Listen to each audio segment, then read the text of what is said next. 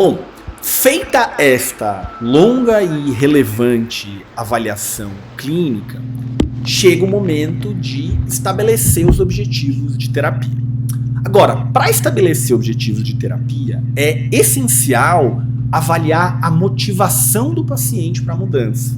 Então você precisa identificar ali possíveis ambivalências. Então, o quanto que há conflito em relação ao comportamento do jogo, né? Eu quero parar e não quero parar.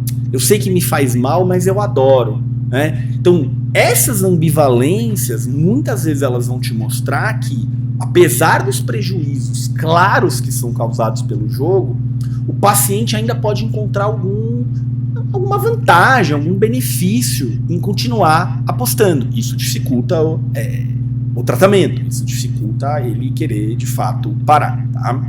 Presta muita atenção no que eu vou falar agora. Uma coisa muito importante é você evitar querer convencer o paciente diretamente sobre a urgência do problema ou sobre o quão bom seria ele mudar. Porque isso pode, na verdade, ser um tiro que sai pela culatra. Isso faz com que ele resista ainda mais à ideia. Então, coisas como confrontação, uma tentativa de argumentar contra o jogo, fazer uma persuasão, isso não é legal. Inclusive, isso não faz parte da entrevista motivacional, que é a melhor ferramenta que a gente tem para ouvir o paciente e aqui ajudar ele a entender as razões que ele tem para a mudança. Não as que você, como terapeuta, acha que são relevantes. O que importa são as razões do paciente, da paciente. Tá? Então, para você entender melhor a motivação do paciente, eu não vou aqui dar um curso de entrevista motivacional, isso é um curso à parte, tá? Mas para você entender melhor a motivação do paciente, você precisa discutir com ele as razões que o levaram até ali. O que levou ele aí para terapia? O que faz ele querer mudar o seu comportamento com o jogo? Ele está realmente disposto a fazer esforços para jogar menos ou para parar, né? Que tipo de problema ele imagina que podem aparecer com a tentativa de mudança, né? Por que mudar? Qual o objetivo que ele quer alcançar com essa mudança, né? Então, é bem importante entender se as razões de mudar vêm dele mesmo, tá? Ou se é uma pressão externa, vem de outras pessoas. Porque alguém acha, porque alguém mandou, porque a esposa ameaçou divorciar se ele não resolver isso, porque a mãe ameaçou expulsar de casa, porque o pai disse que não vai dar mais um centavo para ele enquanto ele não resolver isso. Da onde vem isso? Ou a pessoa reconhece que isso é um problema ou não, tá? Bom, tem alguns exercícios que podem ser úteis, tá? Nessa etapa de descobrir a motivação do paciente para continuar jogando, para interromper o jogo, né? Isso vai ajudar o paciente a entender por que ele deveria parar, por que ele gostaria de parar ou por que não, tá?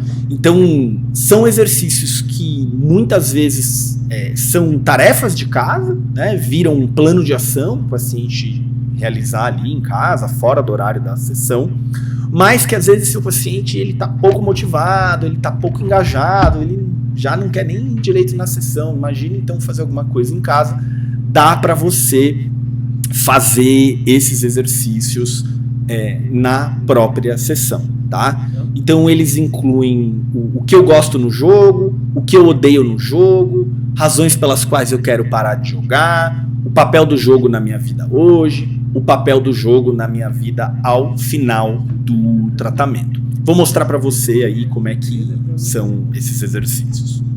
Bom, como você pode ver aí no slide, o exercício que eu gosto no jogo, ele é basicamente isso, ele é totalmente livre, basta o paciente escrever o que faz ele gostar de jogar, o que ele sente, o que ele pensa, então não tem muita regra, ele tem que falar isso, ele tem que falar aquilo, tá? Tem gente que prefere fazer em tópicos, tem gente que vai escrever um textinho, tá? E a mesma coisa o que eu odeio no jogo. O que eu odeio no jogo é que a minha esposa briga comigo, o que eu odeio no jogo é que eu sinto que eu perdi o controle da minha própria vida, o que eu odeio no jogo é que eu fiz dívidas e tal. E aí você vai encontrar coisas das mais variadas e idem pro que eu gosto no jogo, né? Ai, me dá uma sensação de excitação, eu fico...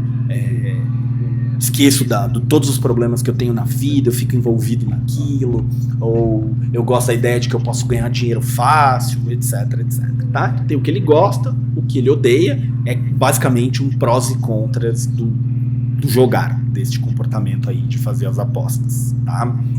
E o outro exercício, né, as razões pelas quais eu quero parar de jogar, também é livre, né? E ele pode também ali, eventualmente, fazer em tópicos, fazer de maneira mais livre, mais solta, etc. Tá? Bom, o outro exercício, esse aqui, o lugar do jogo na minha vida hoje, existe esse círculo, tá? E a ideia é que o paciente ele faça um gráfico de pizza para indicar o quanto que as diferentes áreas da vida dele ocupam. Tá? Então, ocupam em todos os sentidos, né? Tempo, energia, dor de cabeça, engajamento, etc. Né? Então ele vai lá e colocar o tamanho da fatia do gráfico que o jogo ocupa, que o trabalho ocupa, que a família ocupa, que atividades de lazer ocupam, a vida social e outras prioridades ali que ele vai poder colocar. Né? Às vezes ele tem alguma... é muito importante para mim frequentar a igreja e eu nunca mais fui na igreja porque eu esqueci desse lado da minha vida por causa do jogo. Ele pode colocar lá que isso é importante e tal, e que isso nem tá aparecendo no gráfico, que tá aparecendo muito pouco e tal. E a ideia é que ele também preencha o segundo, que é o lugar do jogo na minha vida ao final do tratamento. Então qual que é a ideia aqui? Ele vai agora fazer um novo gráfico para representar nessa pizza, né, o tamanho da fatia que ele quer que o jogo ocupe. Ele pode dizer lá que o jogo hoje ocupa, sei lá, metade da vida dele e que ele quer que ao final do tratamento o jogo não ocupe nada, ou que o jogo ocupe um pedacinho, coisas do tipo. Bom, uma vez que você coletou todas essas informações, entrevista clínica, uso da escala, exame psíquico, etc, etc, avaliou essa ambivalência sobre quero parar, não quero parar, por que eu quero parar, qual o lugar que eu quero que o jogo ocupe na minha vida. Agora, terapeuta e paciente juntos podem determinar os objetivos de curto prazo e de longo prazo do tratamento. Claro que isso vai ser totalmente individualizado. Isso vai depender de paciente para paciente. Eu trouxe aqui alguns exemplos prováveis e possíveis de objetivos de curto prazo e de longo prazo para apostadores, né, para essas pessoas que estão ali viciadas em jogos de apostas online. Um objetivo de curto prazo pode ser reduzir a frequência e ou a duração das sessões de jogo, né? Então, quanto tempo gasta jogando, quanto dinheiro gasta jogando, né? Você pode criar ali metas diárias ou metas semanais, delimitar limites bem claros. Tá?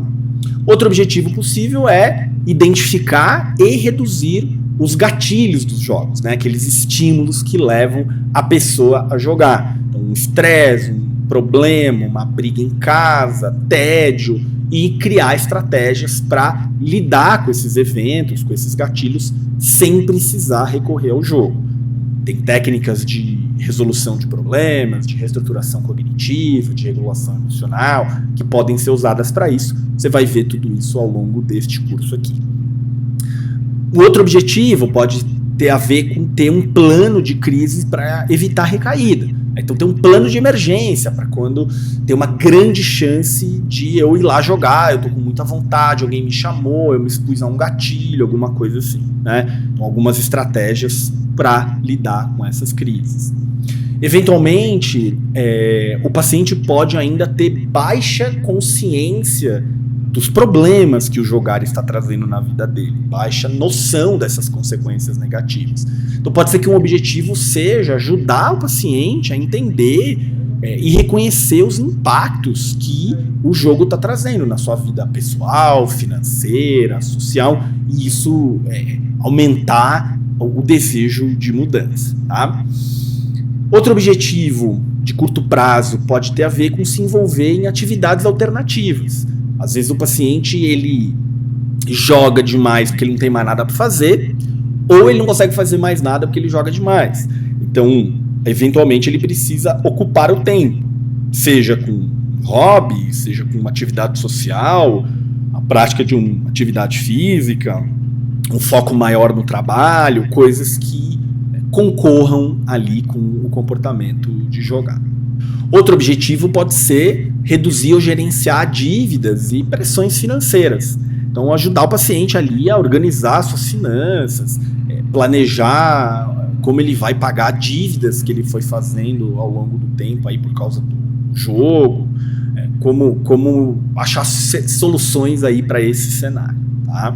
Então, todos esses são possíveis objetivos de curto prazo e objetivos bem importantes de ter, provavelmente com a grande maioria dos pacientes que são aí apostadores, tá? Que estão aí esse vício em jogos de apostas online.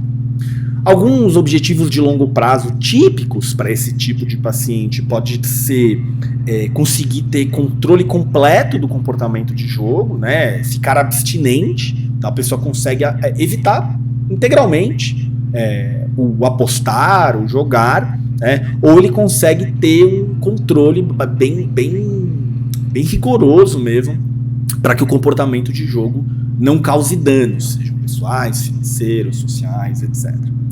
Às vezes é necessário colocar como objetivo de longo prazo a reconstrução e o fortalecimento de relacionamentos.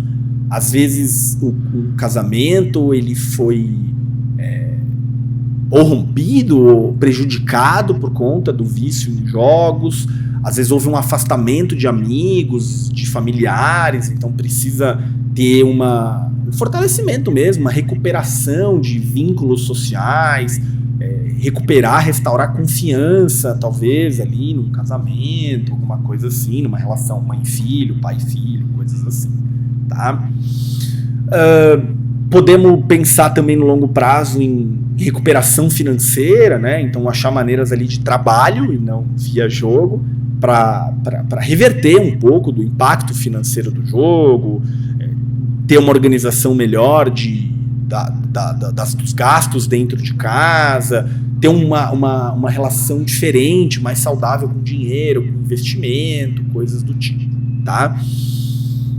Às vezes o engajamento em terapia, o compromisso com o tratamento é importante. Às vezes o paciente ele pode achar que ele já está bom quando ele ainda não está, precisa ter um planejamento para evitar recaída, coisas do tipo. E um objetivo de longo prazo bem importante para muitos pacientes vai ser criar uma nova identidade, um novo senso de self mesmo, que não envolva o jogo. Assim. Às vezes a pessoa ela tá tão envolvida com o jogar que ela quase não consegue se ver sem fazer isso na vida dela. Isso é bem comum em dependente químico, mas aqui no campo do vício em jogos de apostas online, bets e tigrinho, isso também é bem importante, tá? Bom, essas são algumas ideias gerais de objetivos, tá? Alguns desses precisariam talvez ser ainda melhorados no formato SMART, né? Objetivos específicos, mensuráveis, alcançáveis, relevantes, delimitados os prazos direitinho. Quem é aluno do MPB já sabe fazer isso. Então, eu quis aqui só dar uma ideia ampla e geral de como costumam ser objetivos de curto prazo, de médio e longo prazo, para pacientes ali que fazem tratamento para vício em apostas online, ok?